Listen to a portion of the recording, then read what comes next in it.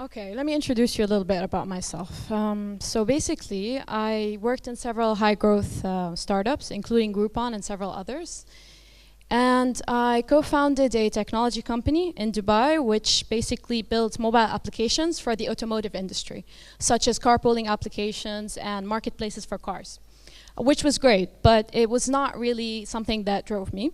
So I decided to build a matrix, which lots of startup authors will have you build, that basically analyzes, based on your skill set and your assets, what best you should do in life. So I decided to become a professional blogger.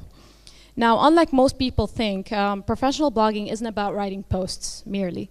It's just a small part of what a professional blogger actually does. So most of the time of a professional blogger goes towards performing search engine optimization, contacting advertisers, would-be advertisers, pitching your contacts, engaging in online communities, talking to, posting on other blogs, and networking, a lot of networking. And most importantly, tracking financials, because if you're not making money as a professional blogger, you're wasting your time. So there are several types of bloggers. There are the hobbyists, and there are the part-time bloggers. There are the full-time bloggers, there are the corporate bloggers, and my favorite, there are the entrepreneur bloggers, which is what I'm going to be focusing on. So generally, how does a blogger make money? Through referrals, affiliates, affiliate programs, and promotional tools. But how they also make money is by using their blog as a springboard to launch other projects. So by other projects, I'm talking about, let's say, ebooks, let's say a fashion line, a technology platform.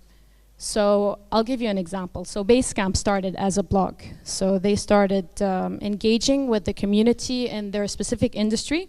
They got a lot of traction, and eventually they launched their own platform. And now it's one of the most successful platforms, and it's used by millions of people. Another example in a completely different industry, fashion. So most of you might or might not have heard of Chiara Ferragni. She's a very renowned fashion blogger.